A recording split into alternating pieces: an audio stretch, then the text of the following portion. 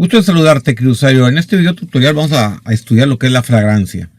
Etimología del latín fragans, fraganti, que está en llamas. Se refiere a un acto que se está ejecutando en el mismo momento. Bien, vamos a continuar.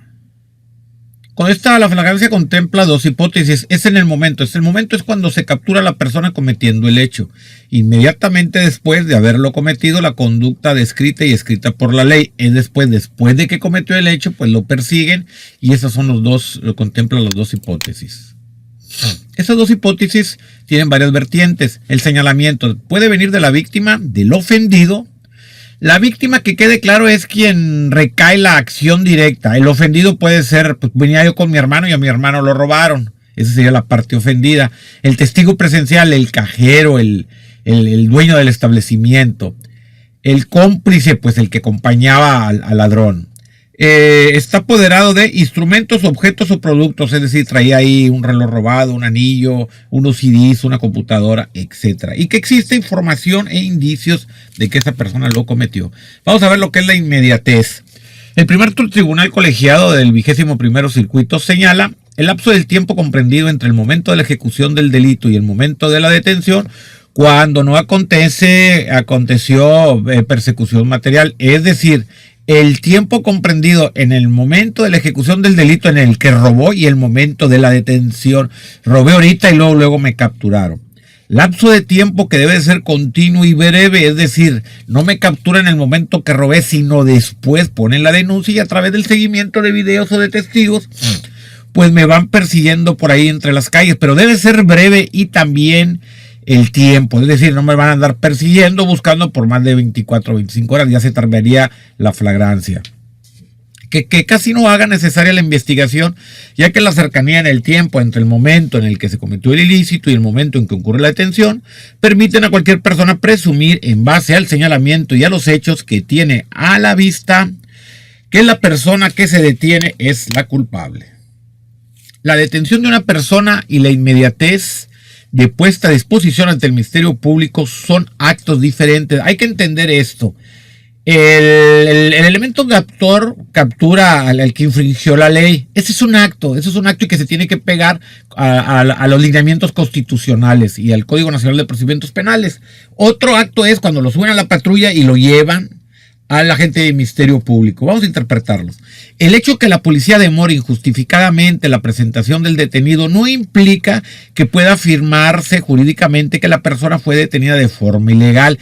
Esto es si la detención se ajustó a los parámetros legales. Es decir, si el elemento captor se tarda, se dilata en entregar o ponerlo a puesta al agente del Ministerio Público al detenido, eso no significa que la detención fue ilegal. Son dos tiempos distintos. Lo que es ilegal es el traslado. Lo que se escuche o que se diga en esa patrulla o el interrogatorio no tendrá ningún sustento ante el juez. Pero en sí la detención en flagrancia es legal. Son dos tiempos distintos. No nos debemos de confundir. Al menos que esa persona en esa dilación pues haya sido golpeada, atormentada, torturada. Bueno, pues ahí ya cambia la situación. Y la dilación justificada. 1. La distancia entre el lugar de la detención y el agente del Ministerio Público. Puede ser que esté muy retirado el lugar de donde se cometió el hecho hacia el agente del Ministerio Público. 2. La ruta de traslado presente al tránsito lento o se encuentra impedido por manifestaciones. La concurrencia de un hecho de tránsito terrestre con el auto patrulla. Ocurra una falla mecánica con la patrulla. Que la detención realizada durante o posterior a un desastre. 6. Los cómplices del detenido quieran ayudar a escapar. 7. Los supuestos familiares curiosos del detenido impidan su traslado. 8. Se efectúen múltiples detenciones y los inculpados se encuentran en distintos lugares. 9. Se encuentra un estado de necesidad. Atención, un estado de necesidad. Voy a poner un ejemplo. Hay una balacera por ahí, llegan los soldados, hay una balacera ahí entre grupos por ahí de la delincuencia, llegan los militares. También se enfrentan, hay heridos y bueno, pues hay un estado de necesidad porque les dicen por radio de que andan por ahí unas camionetas con gente, con civiles armados y que se dirigen al lugar donde fueron los hechos. Entonces hay un estado de necesidad de que la policía, los militares actúen de inmediato y se lleven a los heridos o a los detenidos de forma inmediata, que no se esperen a los periciales. que no exista ninguna otra diligencia y tienen que darse a la huida inmediatamente porque hay un estado de necesidad donde van a llegar más civiles armados y lo superan en armas y en elementos. Bien, que el detenido se encuentra herido, es decir, detienen a la persona y en vez de llevarla, la gente del Ministerio Público viene muy herido, bueno, pues lo tienen que llevar a un hospital para que le brinda atención médica y ya después pues se traslada o el agente del Ministerio Público irá a esa clínica. Los 7 momentos de la detención en flagrancia. 1. En el momento que se genere el hecho que afecte el bien jurídico tutelado por el Estado, persona, familia, domicilio, papeles o posiciones. Esto lo marca el artículo 16 constitucional, que al rato nos vamos a referir. El 2. La intervención de la persona que realiza la detención puede realizarse por un civil, ojo, un civil o por un policía, además de que se convierte en testigos. Es decir, aquel civil que detenga a una persona, pues está obligado a ir a declarar. Señor fiscal, lo detuve, yo vi cuando sucedieron los hechos, empujó a la señorita, le quitó el bolso, yo me di cuenta, lo correteé, etcétera, etcétera. La detención en apego a las reglas del debido proceso, a que le den sus derechos. Afectó a su revisión corporal. Eso, la revisión corporal, ahí habría que ver varios elementos. Si es nada más así visual o por encima, no hay ningún problema, pero si ya requiere de digamos, partes íntimas, requiere la orden judicial de un juez, inclusive el celular. Realizar la cadena de custodia, a ver, me permites el celular, se va a embalar y ahí existe la palabra ahí, mismicidades. Hay que estudiar ahí lo que es la cadena de custodia. Mismicidades, lo mismo que se encuentra en la escena del hecho, tiene que ser lo mismo que se va a presentar en audiencia. Formalizar el registro de control de la detención. Ahí también hay varios parámetros que tiene que llenar la policía. De inicio de un plazo constitucional de 48 horas para que el Ministerio Público consigne ante el juez, es decir, si el IMP tiene suficientes elementos, pues le voy a tocar a la puerta al juez para decirle que ahí tiene al posible inculpado. Si el agente del Ministerio Público ve que no se cumplen ciertos requisitos constitucionales, lo tendrá que dejar de ir en un plazo de 48 horas. Elaborar el informe policial homologado, el IPH, que todos conocen, poner al detenido a disposición del Ministerio Público. Seguimos con los 7 momentos de la detención en flagrancia, puesta ante el Ministerio Público. El Ministerio Público verificará lo que les decía, la detención en flagrancia, y colaborará con lo previsto en la Constitución y el Código Nacional de Procedimientos Penales. Plazo constitucional, de acuerdo con la retención. 7. El Ministerio Público realizará la puesta a disposición del detenido ante el juez de control de la detención siempre y cuando pues se apegue a la Constitución y se apegue al Código Nacional de Procedimientos Penales. Constitución Política de los Estados Unidos Mexicanos, artículo 16, nadie puede ser molestado en su persona, familia, domicilio, papeles o posesiones, como les decía ahorita, el celular, ¿no?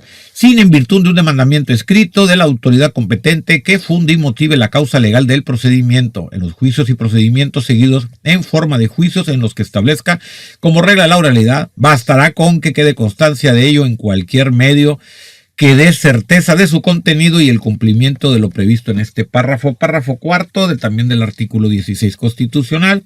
Presten atención, aquí se apoya la flagrancia en este párrafo. Cualquier persona puede detener al indiciado en el momento en que esté cometiendo un delito. Este párrafo fue modificado en el 2008 o inmediatamente después de haberlo cometido, poniendo sin demora a disposición de la autoridad civil más cercana y esta con la misma prontitud a la agente del Ministerio Público. Existirá un registro inmediato de la detención, el informe IPH homologado del que estábamos ya mencionando. Código Nacional de Procedimientos Penales, sección 2, flagrancia y caso urgente, artículo 146. Supuestos de flagrancia, se podrá detener a una persona sin orden judicial en caso de flagrancia. Flagrancia, se entiende que hay flagrancia cuando, punto número 1, la persona es detenida en el momento de estar cometiendo un delito o inmediatamente después, lo que veníamos comentando.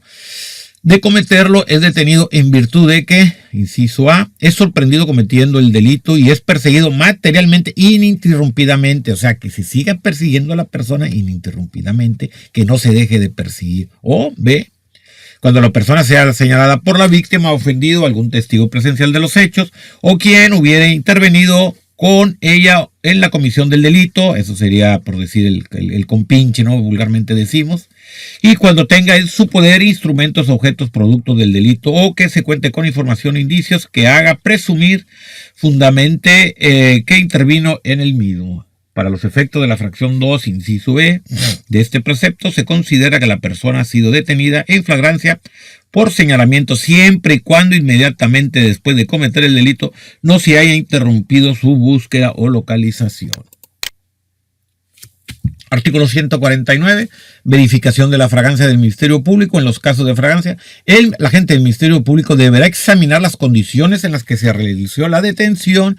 Debe de haber las condiciones que se apeguen a derecho, que se apeguen a los parámetros constitucionales y de este propio código. Inmediatamente después de la que persona sea puesta a su disposición, si la detención no fue realizada conforme a lo previsto en la Constitución y en este código, dispondrá de la libertad inmediata de la persona y en su caso velará por la aplicación de las sanciones disciplinarias penales a quien corresponda. Así también, durante el plazo de retención, el Ministerio Público analizará la necesidad de dicha medida y realizará los actos de investigación que considere necesarios para, en su caso, ejercer la acción penal. Por su atención, muchísimas gracias. Saludos.